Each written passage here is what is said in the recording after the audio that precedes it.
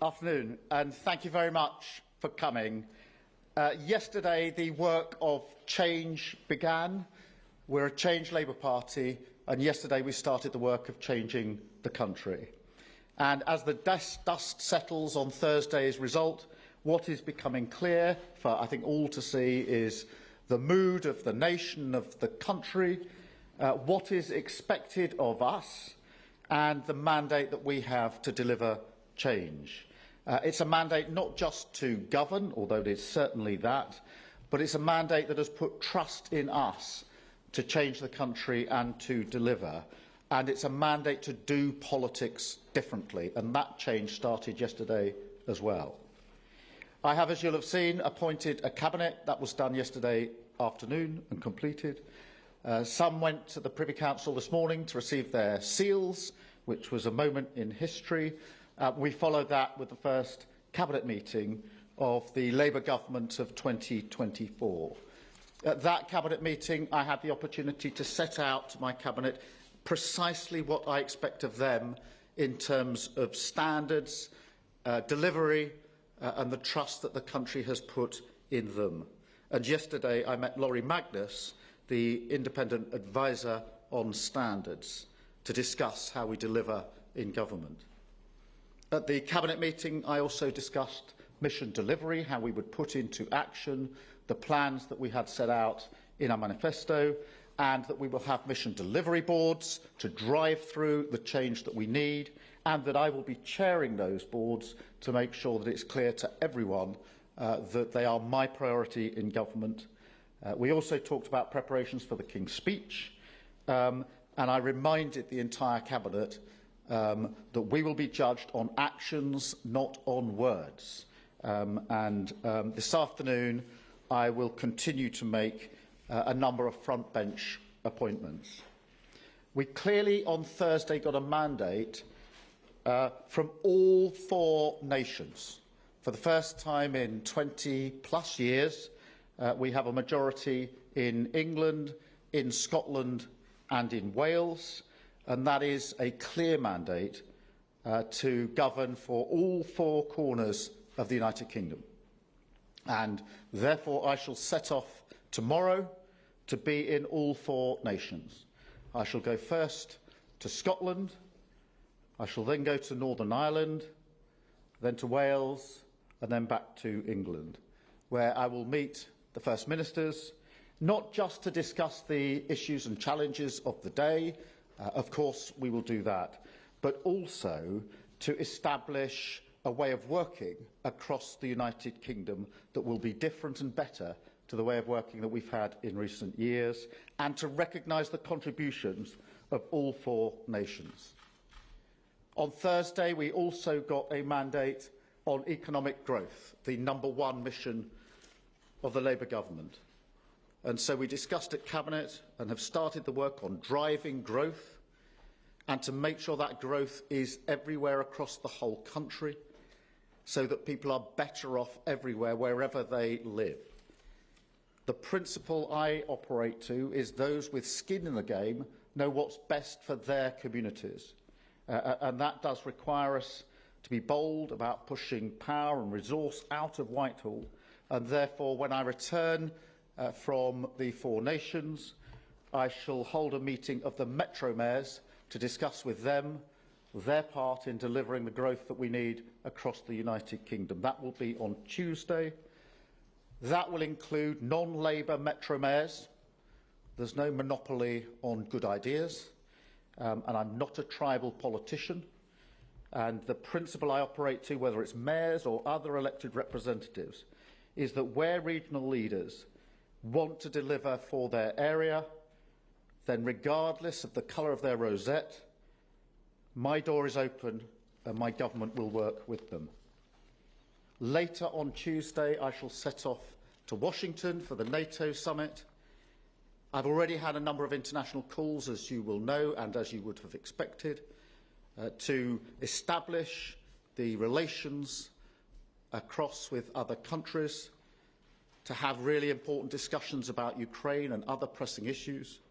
And Washington will be an opportunity for me to have further discussions with some of the leaders I've already spoken to, and some that I'm due to speak to. It is, of course, an important summit on NATO. It is, for me, to be absolutely clear that the first duty of my government is security and defence, to make clear our unshakable support of NATO, and, of course, to reiterate, as I did to President Zelensky yesterday, the support that we will have in this country and with our allies towards Ukraine. So this will be a politics and a government that is about delivery, is about service.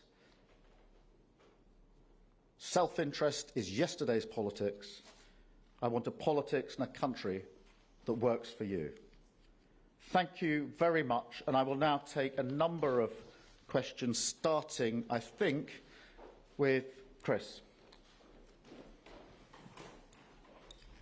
Thank you, Prime Minister. Chris Mason, BBC News. You've said that change can't be delivered by flicking a switch, but plenty of people might want lots of switches flicked pretty quickly. And so I wonder how soon you could actually start delivering concrete change. And if I may, have you unpacked yet? Have you found your way around? Well, they're two different questions. Look, I'm restless for change, and I think and hope that what you've already seen demonstrates that, not least the appointment yesterday of Patrick Vallance and James Timpson, two individuals who are associated with change and delivery. And it won't surprise you to know that the discussions I had yesterday with them were not the first discussions I've had with them. We've been talking to them for some time about the need for the change that we will put in place. But look,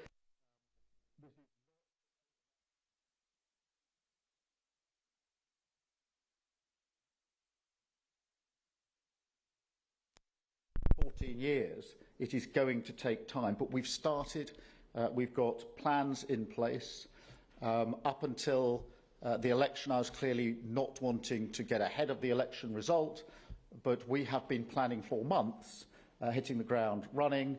I have had extensive conversations myself, as has the now Cabinet, with all those that they need to deliver with, which are to ensure that we can hit the ground running and put into place the plans that we need. There will be further announcements coming over coming days. But that preparation has been extensive over the last 6 months. I've required all of my now Cabinet to have gone through on their brief the decisions that need to be taken, the people they're going to talk to in relation to those decisions. That work has been going on for 6 months or more, and that means we can hit the ground running. But look, it is not an overnight exercise changing the country. Thank you, Chris. I'll go to Beth, please. Thank you very much.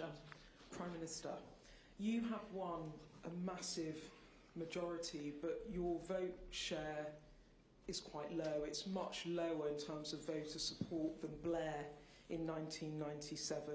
You talk about the mood of the country. I think you have some ideas as to why. Can you give us one concrete thing that you will promise voters you will deliver in your first 100 days to make them believe the change message? And if you'd indulge us, millions of people saw that exit poll drop. Some of them gasped. What was your emotion when you saw it? Thank you. Thank you very much. Look, the thing that's changed already is the mindset of government. It's a mindset of service, of country first, party second. That's not a slogan. That is the test for all of our decisions. So when submissions come to me from the Cabinet, when I've had to take decisions, which I've already had to, of course, the principle is country first, party second, and that's the driving principle. So that change has already happened. I set out before the election what our first steps will be. We've started work on those first steps. You've seen where Streeting made clear the steps he's already taking to resolve some of the issues that have been unresolved for some time, with a degree of raw honesty as well as to the state of being. So that's the mandate. That's how we go forward. And look, you know, in relation to the outcome on Thursday, it is a clear mandate. We argued for change. We've got that mandate, and we've got it in for all 4 nations, and that is really important for us as well. I was pleased to see that exit poll. I didn't believe it until, like everybody else, I stayed up to watch every single result come in, peppered with the speeches I gave, including the one at 5 a.m. at the event that we held, but it was only as the final results came through that I was confident that we'd got to where we needed to be to do the work that we need to do. Chris, I didn't answer the second part of your... As to finding my way around, I've got a basic understanding of the rooms I've used so far here, and that's good, but there are plenty of hidden places I'm yet to discover. And no, we're not unpacked quite yet, but we will be soon, and we'll be moving in soon. But there's a bit of work to do before then. And of course, I'm off to Washington on Tuesday. Thank you very much, Beth. Robert.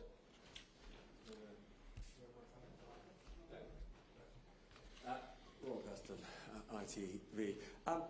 Prime Minister, you talk about the need for a reset. One of the lessons of Labour governments is the need to take the tough decisions early. We've already heard from Wes Streeting that, in his view, the policy now of the NHS is that it is broken.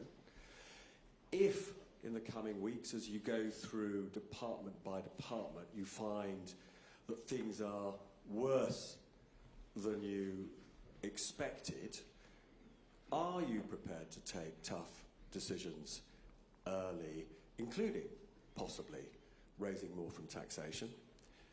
And then secondly, just on Beth's point about how you've won the biggest majority relative to the size of the vote in history. You said yesterday that your priority would be to govern for those who didn't vote for you.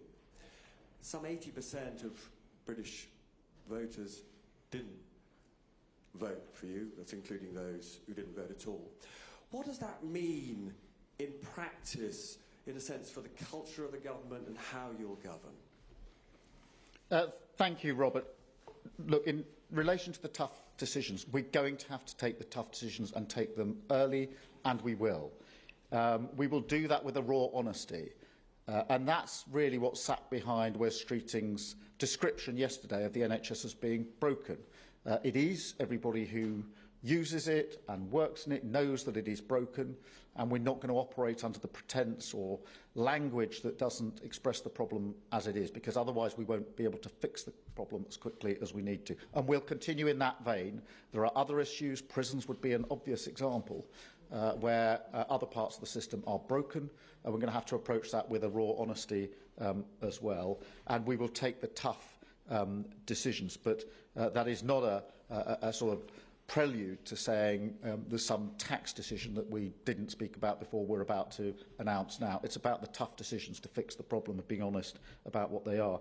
On the second part of your question, it was very important to me to say what I said on the steps yesterday about those that didn't vote for us, because we're a government of service to all people, whether they voted for us or not.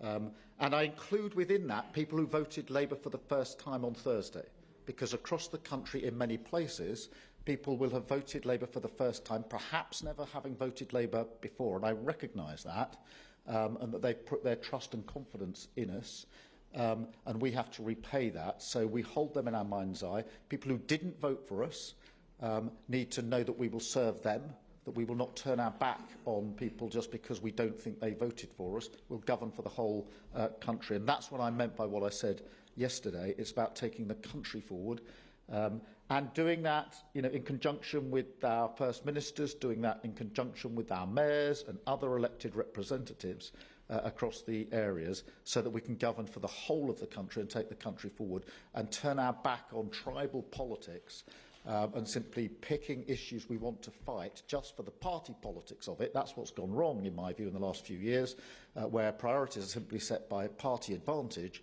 rather than country first. And that's an example of what I mean by country first, party second. And that's the approach we'll take. Thank you, Robert. Paul, Channel 4. Good afternoon, Prime Minister. Firstly, have you got used to hearing yourself get called that yet? And secondly, if I may, just picking up on Chris's point there, look, you said progress isn't going to be like flick of a light switch. You've said that it's going to take a while. But for people at home who are feeling pinched, who are feeling desperate, when can they expect things to start getting any better? A year from now, 2 years from now, before the next election, or perhaps never? Well, look, on the first question, Yes, I'm getting used to it. I'm very happy to be called Keir or Prime Minister. I do recognise, and I said this to the civil service yesterday, why for them it is important to refer to the office holder as Prime Minister, because they're serving the office. I recognised this when I was Director of Public Prosecutions, and it is actually important to them to use the title because it reinforces in them what they are doing by way of public service, and I respect that and understand that. I'm perfectly happy to be called Keir, but I do recognise why that happens. On change, the work has started. And we will deliver change as quickly as we can, and that will include change, within the early months and years of the government. It won't be a question of simply saying nothing's going to change until towards the end of the first term, but different change will be delivered at different speeds, inevitably. What I can't pretend is that we can fix everything overnight. The obvious example of that is the mess the government, or the last government, made in relation to prisons. They mismanaged the building programme. Half the money hasn't been spent. The tough decisions weren't taken on planning. We don't have the prisons we need. And I can't build a prison in 24 hours. But we can get to grips with the planning aspect of that straight away. We can push on. Half the money has not been spent, and we will do that straight away, but it will take time. Thank you very much. Aggie from LBC. Very much. You've mentioned prisons now a couple of times, Prime Minister. I wonder whether you agree with your new prisons minister that only a third of people in prisons should definitely be there. Well, look, the prison minister has huge experience here and has invested a huge amount over many years in relation to prisons, and that's why I wanted to make that appointment. We do need to be clear about the way in which we use prisons. We need to get away from the fact that for so many people come out of prison, they're back in prison relatively quickly afterwards. That is a massive problem that we have in this country that we do need to break. And that's why I was very pleased to put James into post, someone who hasn't just talked the talk, has actually walked the walk for many years in this respect. And I think I was very pleased to make that appointment, very pleased to have spoken with him about the change that we can bring about. Thank you. I'll go to Caroline. Thanks very much. Caroline Wheeler from the Sunday Times, and congratulations, Prime Minister, on your victory. It seems to be a theme here that we're talking about you want to hit the ground running. I'm just wondering, in terms of the NHS, when can you commit to getting those 40,000 additional appointments up and running? Is that something you can do within the first year? And as you head out towards NATO, how quickly do you think that you can reach 2.5% on defence spending in terms of GDP? And if I may, just something very close to my heart, will you recommit to the previous government's proposals to compensate the victims of the contaminated blood scandal, which is estimated to cost £12 billion? Let's do those in reverse order. The third answer is yes. It's very important for reasons that you know better than most in terms of your personal involvement in the campaign that led ultimately to a belated but at least better outcome. So yes is the answer to that. On the 2.5%, look, we are committed to it for all the reasons I said in the campaign. It will have to be done within our fiscal rules, and it will be done within our fiscal rules. But the strategic review will start shortly of our capabilities and an assessment of what is needed where. That we can do straight away, but the commitment to 2.5 is real, but it will be within our fiscal rules, and we will not be tempted, as the last government was, to pretend that money is there now, which isn't there. In relation to the NHS, and particularly the 40,000 extra appointments, the work on that starts straight away. And the way we will approach this is in St Thomas's Hospital just across the way and other hospitals, Leeds is an example, they have already done this of their own volition because they were so concerned about the impact of waiting lists on their own hospitals that they set up schemes to work evenings and weekends, and we've talked through with them how they did it. We will use them around the country now, and they've agreed to this. They will go across the country to be deployed to help set up the model in other hospitals as quickly as we can. So I can't say by date X it will happen, but we've already had quite some discussions about how that will be rolled out from day one. And there will be other announcements from various members of the Cabinet in coming days about the actions that we're taking on a number of fronts. Thank you, Caroline. Toby. Prime Minister, congratulations on your victory.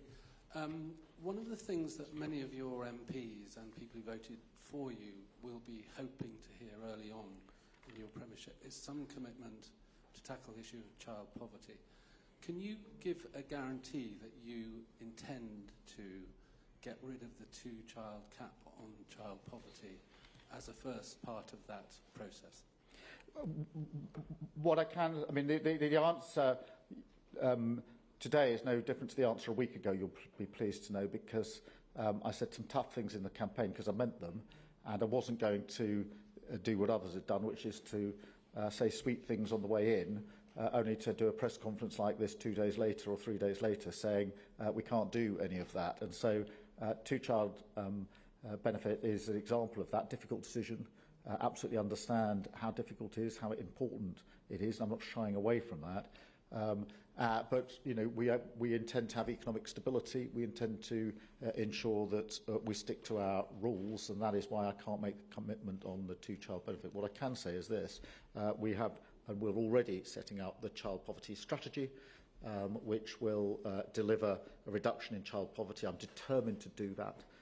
It will be a measure of what this Labour government does, just as it was a measure of the last Labour government that drove down child poverty. I don't want any child living in poverty. And so that strategy will be developed, and as soon as we're able, I'll share with you more details in relation to that. But the fact that I can't make the commitment on the two-child benefit does not mean that we're parking the strategy on reduction of child poverty. On the contrary, it makes it all the more urgent, and we will be working on that and started on that already. Kate. Thanks, Prime Minister. Can I just go back to the question of prisons? Your Prisons Minister, James Timpson, said precisely this: we are addicted to punishment. People are in prison who should not be, i.e. they're given a prison sentence and they shouldn't be. Do you agree, yes or no? And are you going to continue with the early release of prisoners? Very quickly, Rwanda scheme, is that dead and buried? That's three, Kate, in one. Look, the Rwanda scheme was dead and buried before it started. It's never been a deterrent. Look at the numbers that have come over in the first 6 and a bit months of this year. They're record numbers. That is the problem that we are inheriting. It has never acted as a deterrent, almost the opposite, because everybody has worked out, particularly the gangs that run this, that the chance of ever going to Rwanda was so slim, less than 1%, that it was never a deterrent. The chances were of not going and not being processed and staying here, therefore, in paid-for accommodation for a very, very long time. It's had the complete opposite effect. And I'm not prepared to continue with gimmicks that don't act as a deterrent. In relation to early release, look, we are, as I actually said before the election, we're going to have to deal with the problem we've got with prisons. There is no overnight solution to the problem. We've got too many prisoners, not enough prisons. That's a monumental failure of the last government. On any basic view of government, to get to a situation where you haven't got enough prison places for prisoners, doesn't matter what your political stripe, that is a failure of government. It's a failure of government to instruct the police not to arrest. This has not had enough attention in my view, but it's what happened. We will fix that, but we can't fix it overnight, and therefore it is impossible to simply say we will stop the early release of prisoners, and you wouldn't believe me if I did say it. In relation to prisons and the people that are there, look, I've sat in the back of I don't know how many criminal courts and watched people process through the system on an escalator to go into prison. And I've often reflected that many of them could have been taken out of that system earlier if they'd had support. And that is why what we want to do with our youth hubs and on knife crime is really, really important, because I want to reduce crime. I want to ensure less people are going into crime. There is a point of intervention, I think, in the early teenage years of children, young people, I think particularly boys in my experience, where we can reach in and ensure some of them do not get on that escalator. It's difficult, it's hard work, it can be done, but if you can pull people out before they get on the escalator that ends up in imprisonment, that means that they have more productive lives and that they don't have the victims of their offences. Knife crime would be an example. It is a clear priority for me on knife crime. And we will begin that work very quickly on knife crime to reduce it. But one way, there are a number of ways that are included in that, but one way is to reach out and stop people getting into knife crime in the first place. Difficult to do, but I'm determined to do it, because otherwise you and I will all sit at the back of courts watching the same people being processed over and over and over again into our prisons, where it costs a fortune to keep them there and doesn't have the same effect on reducing crime that we could have if we intervened at an earlier stage. Thank you, Kate. Genevieve at the Sunday Telegraph. Hello, Prime Minister. Given that it is your view that the NHS is broken, are you happy with the performance of the NHS Chief Executive, Amanda Pritchard, and will you be keeping her on? This is not aimed at the Chief Executive of the NHS. It's a reflection on the failure of leadership of the last government. But it is a raw honesty about the state of the NHS, because we will not fix it if we aren't honest. It's a tough thing to hear if you work in the NHS.